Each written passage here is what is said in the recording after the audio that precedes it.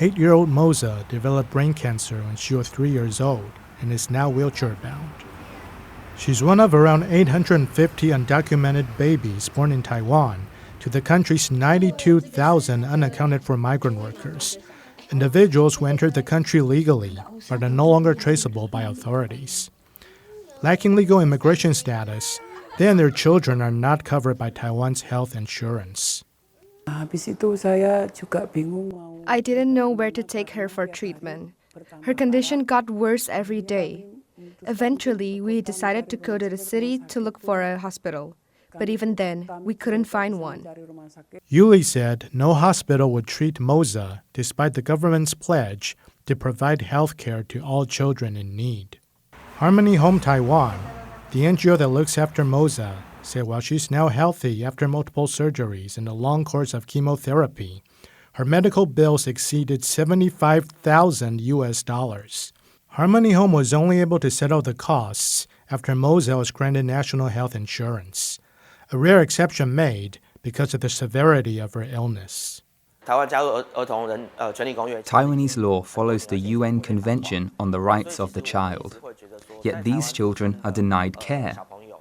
We believe all children in Taiwan, whether foreign-born or Taiwanese, should enjoy the same rights.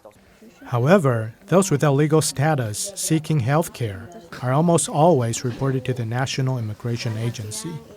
As a result, many undocumented workers avoid seeking medical care, putting both themselves and their children at serious risk. The hospitals will screen the migrant workers to see if they're legal workers. If they're illegal, they'll report them to the NIA. No matter if they're expecting childbirth or feeling unwell, they'll endure it and not seek medical help. Or they'll use their spare time to buy over-the-counter drugs at pharmacies. This can threaten their health and their lives over time. The fear of deportation is very real for people like Neri, who's being sheltered by Harmony Home Taiwan. Neri says she was reported to immigration when she went to hospital to give birth.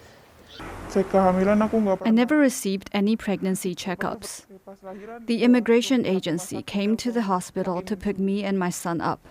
However, as I had just given birth to a baby, they let me stay outside for 3 months, but I didn't want to go back to them, so I ran again. To avoid being reported to the National Immigration Agency, undocumented migrant workers often ask NGOs to take them or their children to the hospital. But this means they often delay seeking treatment until the last moment.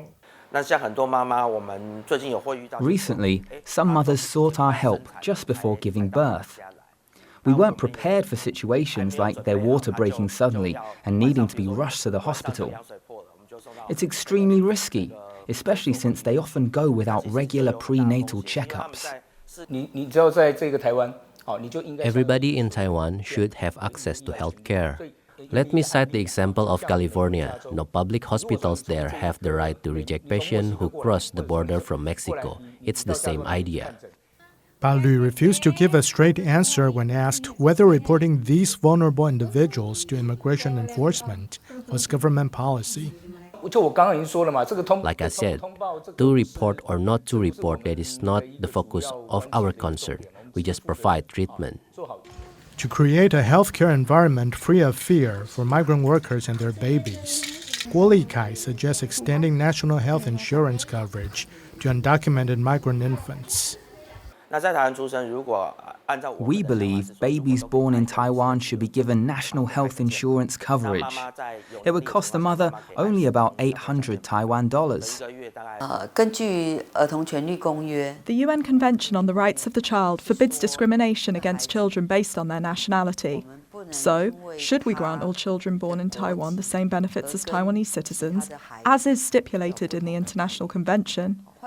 As more and more migrant workers work in Taiwan for longer periods, this is an issue we must address. However, until Taiwan's government is ready to take a bolder stance on this long-standing issue, undocumented migrant workers have to live with the reality that they and their children don't have safe or permanent access to health care. Sean Lin and Rick Yi in Taipei for CNA.